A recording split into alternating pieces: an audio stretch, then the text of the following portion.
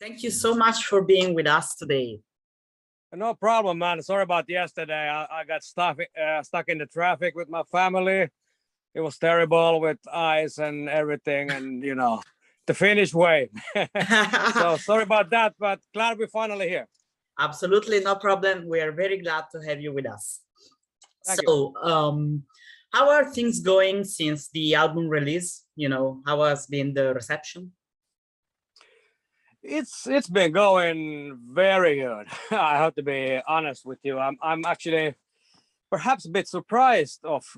I mean, the previous albums also they done really well too. But after Queen of Time, I was really a little bit worried myself, like how this album would do, because it is kind of more challenging and kind of more different. It's not that like epic straight away kind of a thing than perhaps Queen of Time. So referring to those things, I'm surprised that it's been doing really well. So I'm thank you.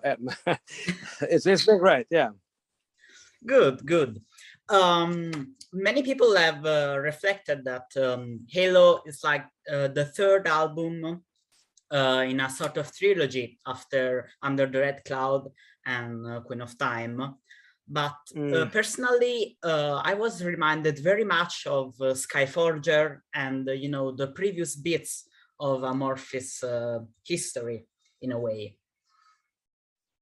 Yeah, maybe. But I mean, in that sense, like what you just said, I mean, it's not that different if you think of our style ever since Tommy became our singer, like since Eclipse maybe.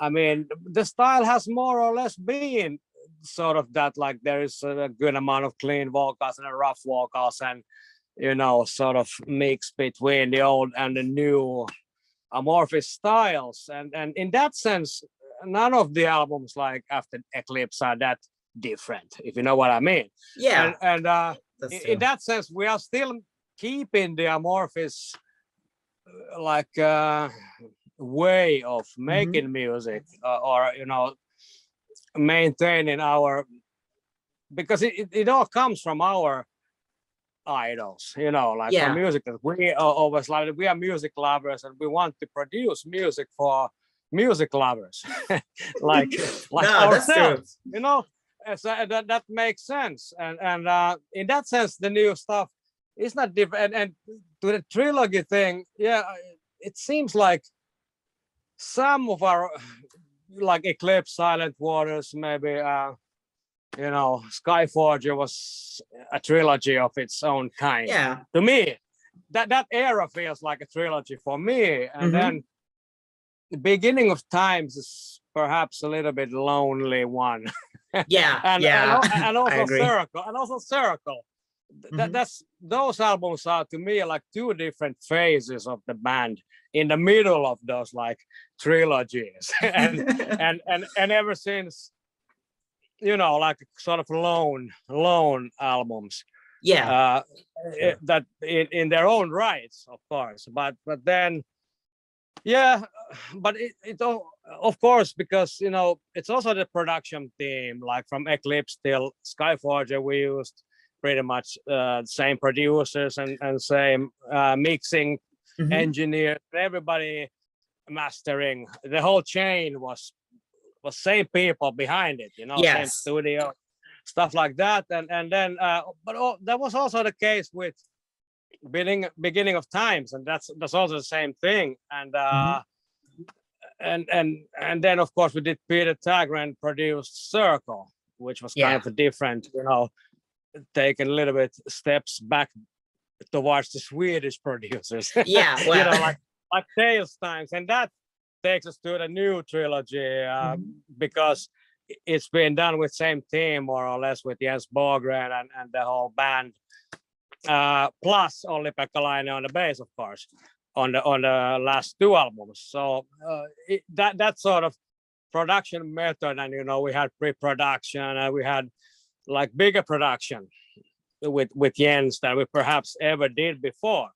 I mean, there's all sorts of collaborators and co-writers and percussion and church and everything, like really that we felt like that everything that it needs to be there, present, needs to be like top-notch live production. Absolutely. And that's that makes the musicianship and the making music for music lovers trilogy, because it really is, and but story wise it's not a trilogy, and these are three different topics, different themes in every album. So in that sense it's not like a storytelling wise it's not a trilogy, but musically I think it is.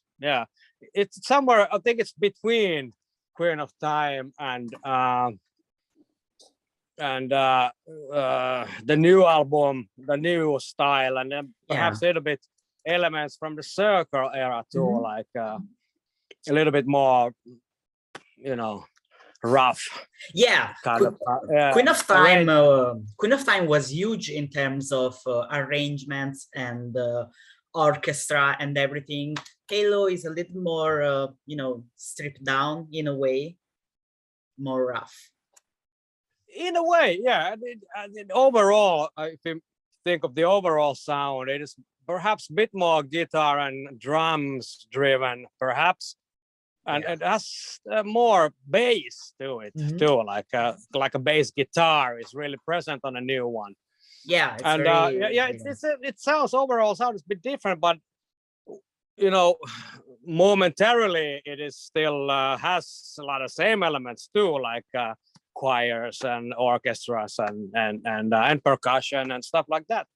And we had also like some film music collaborators taking part of those intro sounds, make them like really cinematic kind of approach, and there's a lot of aspects to the new record that are more, I would call it's more challenging. It's still it doesn't even sunk on me yet.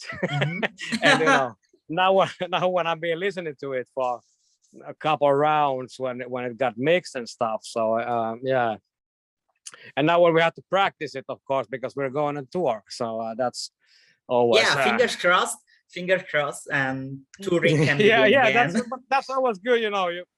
When you take it live, then it's like it's sort of a prize, that you have recorded it, and then you don't remember what you've been recording, and then you hear the mix, and then you go like, okay, this and that, a lot of things might change since we last heard it and stuff, but taking it live, playing it live every day is always rewarding when you make like a new album and you get to pick some songs for the live set, and that makes it more fun.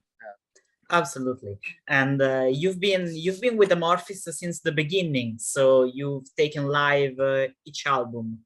Now it's time for Halo. Yeah, since the beginning, but I was away too, like for 9 years in between. So for a little while, and but it's been a long journey. I mean, I joined back, I think 2002 or something like that. Yeah, I think so. For the Far From the Sun album, and ever since. So it's been already. I've been back for 20 years or something like that. 22 years. A lifetime almost. These are strange times to make music and record a new album. I read that you did some production remotely. Yeah, we did. We sent some demos to Jens, first, like the guys made some. Nowadays it's easy, everybody's having a like studio at home with computer and plugins. You can make very good demos at home, with pretty nice drums and everything like that. You can present the idea. So we had a lot of those, like 30 or more songs. Oh wow! That we bounced back for first to each other, and then just give the whole bunch to Jens, and and then let him pick up the songs that are going to be recorded. And of course, there was a lot of bouncing back because Jens is, we tried some Zoom connection or whatever. It didn't really work like as we hoped. So just like, send back MP3s and bounce back ideas and stuff. It's still pretty fast nowadays, even though you are not there present. Okay. But it was different because previous 2 records we did with Jens was always a pre-production that Jens came with us in Finland, and we rehearsed the material, and every little detail was sort of practiced before we went to the studio. So now we have to do that in a different way. There wasn't the immediate reaction when you are recording with the producer and the ideas are flying. You might end up taking 10 takes or whatever, and just to make sure that maybe later we want to change or whatever. But nowadays it was more intuitive, maybe more. We have to. The collaboration wasn't there, like an immediate one. With Jens, of course, the recording engineer, and that I know very well, and they also they're good producers too, So we had a lot of good personnel on this record. So so it was slower, I think, maybe to bounce back and to actually, make yourself understood like what you really mean when we are talking about music. And a lot of ideas were tried, and a lot of ideas were abandoned.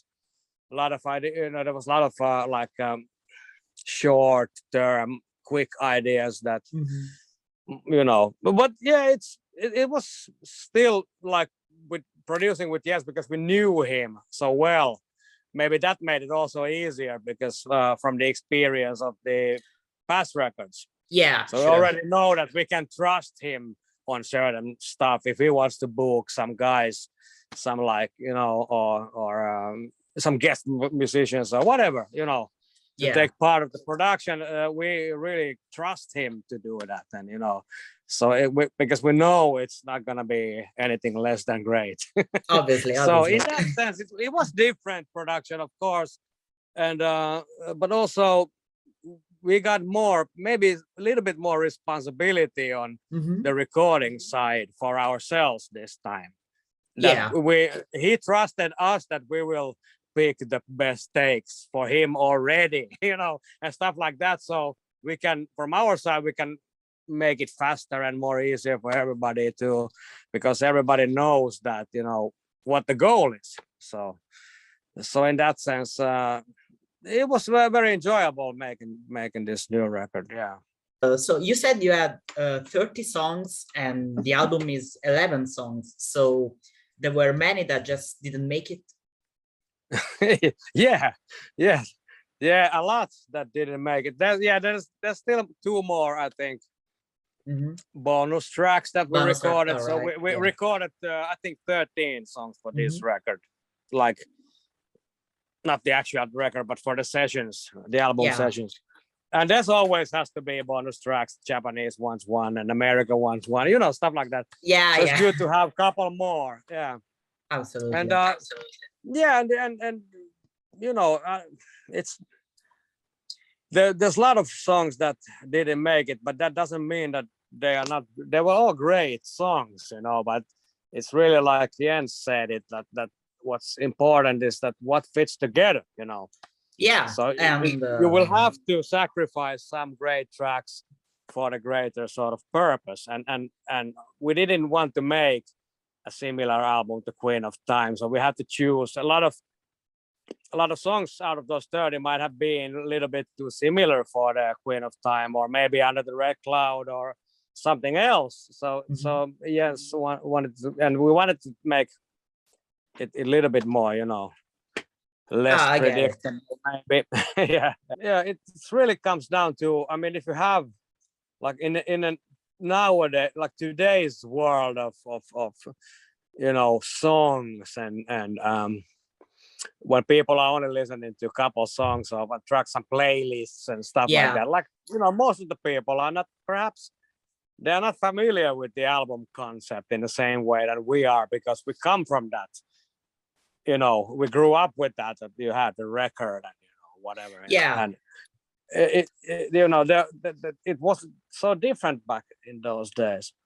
The collection of songs, they need to work together, and that's what makes a great album. And not a lot of albums nowadays are like that, because they just have a couple hit tracks and then the rest are just fillers. No, and, I know.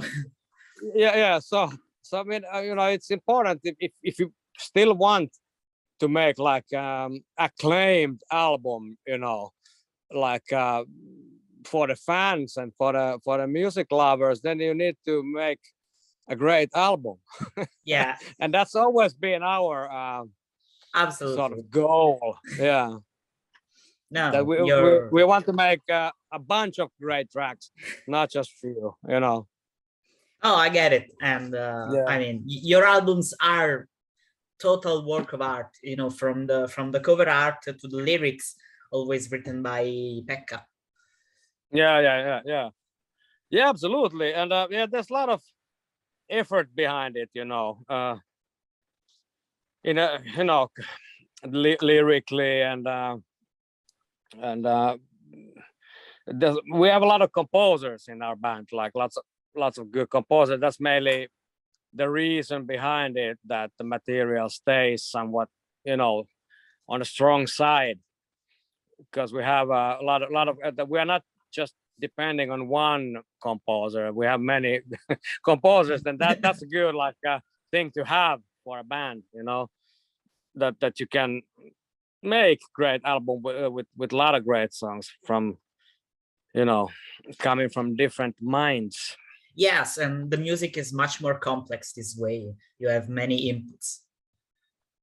Yeah, that's also a funny thing. A lot of people think that we are, we hear that that we are progressive and it's complicated and everything, but it's really, to me, it's not.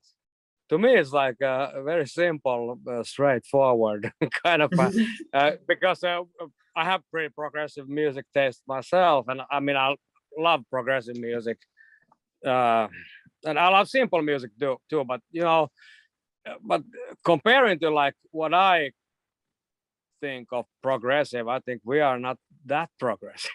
All right. Ourselves. Okay. Yeah. I always like to think that we are pretty straightforward. Mm-hmm. Of course, some things might get complicated, and I guess that's progress. That every once in a while you can get complex if need be, and of course, if I want to make proggy music, it doesn't hurt to go a little bit complex from time to time, and it is musically, of course, more challenging and interesting too, like as a player. And but sometimes it cannot be the key element. I mean, the key element needs to be the good composition and the good, that the music is emotionally good, it's touching somebody's soul, and that's that's the most important thing. And then if the complex supports that, then it's has its rightful place in the composition. But it doesn't always have to be that way. We have a lot of more very simple songs, like Silver Bride or Sacrifice, or House of Sleep, or you know what I mean. A lot of more radio friendly poppy songs too. And they just ended up that way. It's also not that we don't intentionally make a certain kind of track. They come out as they are. Yeah. Halo is a very emotional album. I felt it very emotional in the music, in the lyrics. I read the lyrics also while listening and while they came out, and it really felt like one complex experience.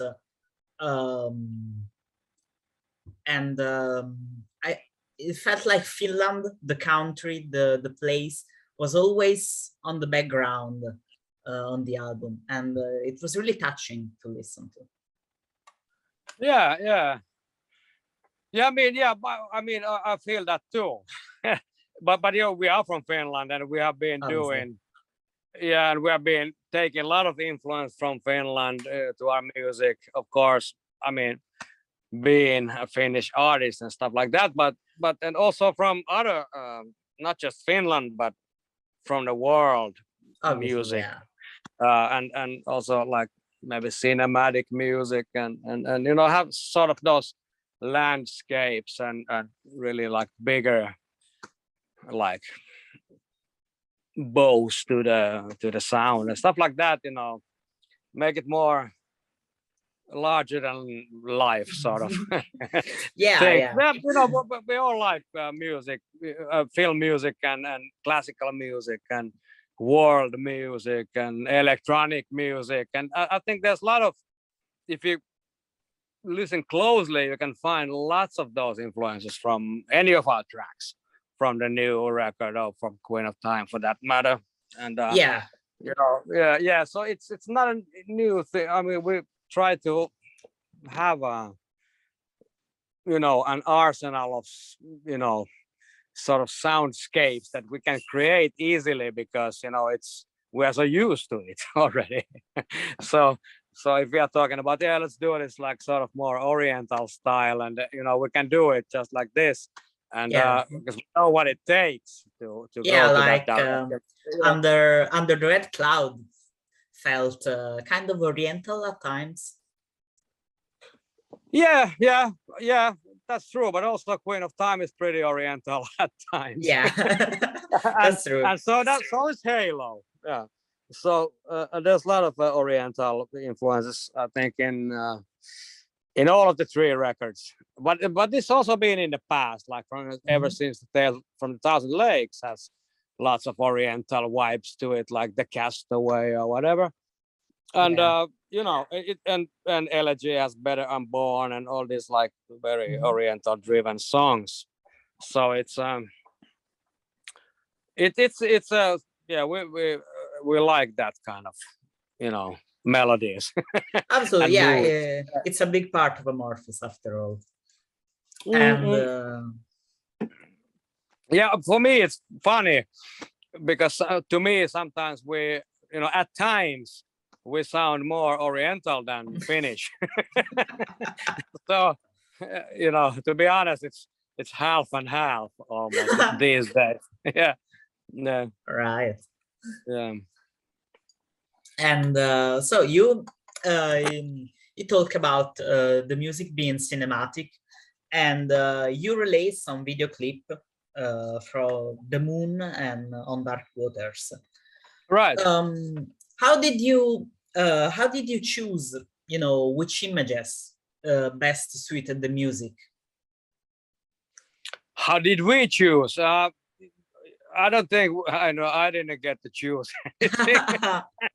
You know, to be No. honest, I mean, you know, it's the same kind of thing. You make a music video, and you know, then there's a director that sort of maybe there's a couple, you know, directors that we might want to work with, you know. Okay. And Yeah. maybe one of them are suitable for the other video, and perhaps the other one is more suitable for another kind of video. But we usually, you know, have somebody is directing the video, and then we have this like sort of a synopsis, you know, that they will explain us like how the video will be like, and you know, then you just go there, do your part, and then you see the ready video, and that's it. I don't remember, you know, deciding about it. It's a director's cut sort of a thing, you All know. right. Of course, sometimes you might interfere and say maybe we just change this and that, but not lately, you know. You have to trust that these guys are making their, you know, they are professionals in that, and you know, and sometimes they come up great, sometimes not, you know. Yeah. Well, everybody is a professional and they do their thing. Yeah, I mean, we try to be. We do our best, and you know, but there's always a lot to learn too. Like, I mean, yeah, then there's always a lot of things you could do better, or maybe sometimes it's suitable to do differently than and some, it depends, in many things. Yeah, no, I get it. And so a little bit of a curiosity of mine. Do you think you'll ever do another song in Finnish? You did a cover back in 2002, I think. Kuusamo. Yeah. Yeah. I mean, that's a good question, to be honest, because I've been thinking that, like, to me, it would be a great idea to do a song in Finnish anytime, basically. I mean, it might happen. Lately, we haven't, there has not been maybe a best possible occasion to make a track, but there could be like a soundtrack to a movie or whatever, and or do some cover for something, whatever, and it is possible, and I think that might happen anytime soon. That's not like a promise. But, no, I get it. But I mean, it is very possible, and like Queen of Time, we had a song called "Daughter of Hate" with this Finnish poem in the middle of the song. Yeah, and there is stuff like that that we've been using the Finnish language to, like, inside the album context, like in some form. Yeah, so it as well is possible to make a Finnish track. Why not? There is many Finnish tradition in the lyrics as well. Your national poem and many things throughout all your albums. Yeah, well, it has been more relevant to some albums than others. Yes, yeah, that's true. Yeah. And nowadays, of course, I mean, images and some meanings and some contexts and stuff like that comes from that world to Pekka's lyrics. Yeah, of course, because he is also very deep into that folklore and stuff like that, and it comes from there, from the Finnish heritage, so to speak. So what has changed in the way you write and record, and what has stayed the same the most? Well, maybe the biggest difference, I mean, back in the days, like at the times of the two first albums, there was no, we didn't have the possibility to make like demos, so everything happened in a rehearsal place, and we presented ideas and tried to jam it and connect parts, and so that has changed. Of course, nowadays everybody's sending you like demos that, and then we already have a bunch of songs when we go to play. Yes, but you need to sort of more or less invent the compositions while you were playing them, like back in the days. But now it's completely different. It's, of course, perhaps faster, and also you can have more material to choose from.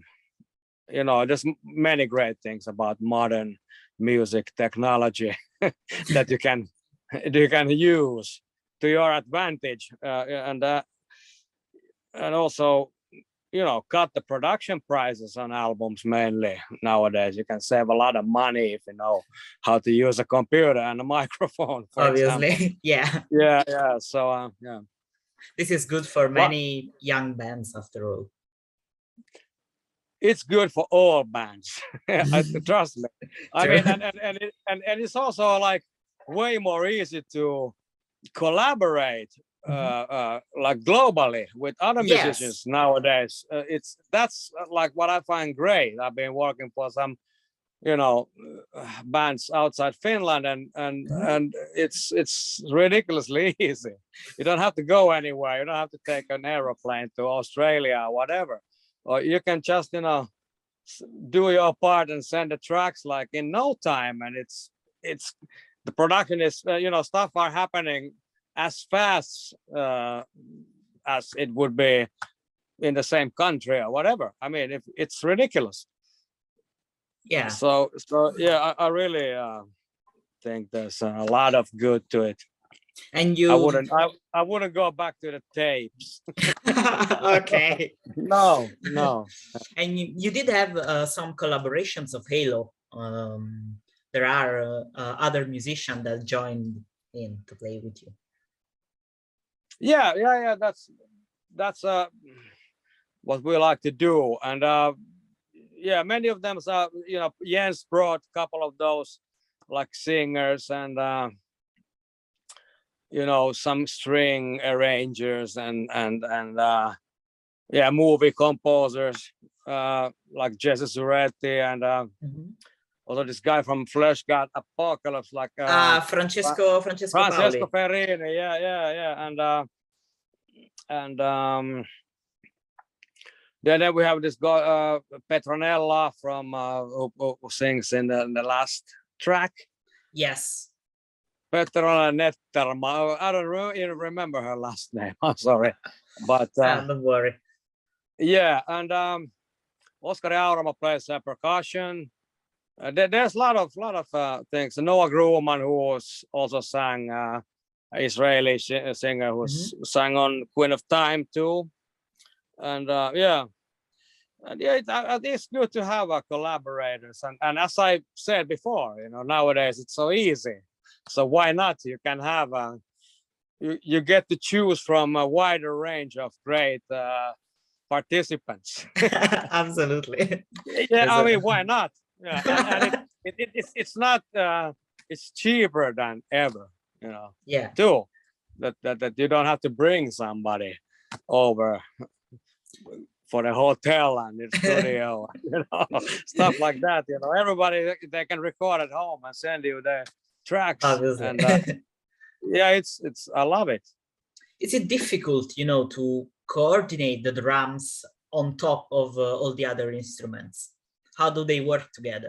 It's about the composition, of course. If you get the demo, let's say from ESA or from Sunday or whatever, and they usually have some sort of ground idea of how the drums would be like, Okay. like yeah, and in some demos they are very well presented, and some demos not. For example, so then you have to, of course, for those which are not, you can make a lot of things arranged differently and make them work to the make accents and whatever transitions and stuff like that usually are not present in the somebody composes you a demo, but they are not thinking like drummers. They're just using some beats in the background and making their riffs on top of it to present the song. So in that sense, you may want to pick the best ideas and the best bits from what the composer is meaning for the song, and then add to that or take something out. Yeah. Play less or more. It depends on like what sort of mood is needed for that song. Okay. And that really sets the rules for the drums. In some songs there is more room for drums, there is more room for to play more, and so in sometimes not, and that's those sort of, they're the key moments, the key elements in some songs that where you need to go simple. It is way more effective than trying to play too much, because my role in the band is not I'm supporting the melodies and the vocals and the keyboard leads and the guitar melodies, and it's the rhythm section, like Tommy and Oppo and myself. We are more like we are keeping the foundation for the melody to happen. And of course sometimes interfere with some sections in the song might be more orchestrated perhaps, and that sort of thing. But it really comes down to you know, the composition, and usually I like to pick part. There's like a melody licks, or and there is a lot of those, like, you know, little trills and whatever. So you can also complement those with drums sometimes, you know, in a musical way. That's that sort of thing. You have to sort of compose your own stuff, or rearrange maybe some of that, and add to that maybe sometimes cut the drums and do only percussion or something like that. Really think like how the song would be in the bigger picture. Well, yeah. That's part of being a professional in terms of being a drummer. Yeah, sometimes. Sometimes not that proper. Yeah, you know, it's yeah, but as I said, there's always lots of things to learn, and new things, new ways of thinking of drums, or thinking of songs, or, you know, and of course traditional ways, but they are you know, equally important. Yeah. in making music. So I mean, if you want to be, you know, somewhat musically interesting artist, you know, some effort has to be you know, has to take place making it. So that sense you know, sometimes it's easier, sometimes it's not, you know. Sometimes it might get very difficult to arrange drums for a certain kind of drum. You are not getting the mood, you are not getting what, you know, and on those parts and those moments, it's very good to have producers, you know, that are taking that, you know, to some different level or whatever, you know. Obviously. Like, let's not do that, let's forget that, let's do this and that. And that's also like a very important part of that, you know. And drums are recorded first always. That, you know, there has to be permanent solutions and permanent ideas behind it before you record. Then you can't just, you know, copy over or whatever. Yeah. They are the groundwork. Yeah, and it needs to be somewhat, you know, thought in advance, you know, like the framework of it, like how it should be dynamically or whatever. And then, you know, on top of that idea, you can then choose, or, you know, play different ideas or feels or transitions or whatever, like many takes. And then you can see when the album advances, then you can use the parts that fits to the rest of the material. So you know, I like to have the options at some point, you know. And that's what's very good with modern technology, that you can choose later if you're making a track, and there's several ways it could go. And you know, so you can record 10 different takes of that.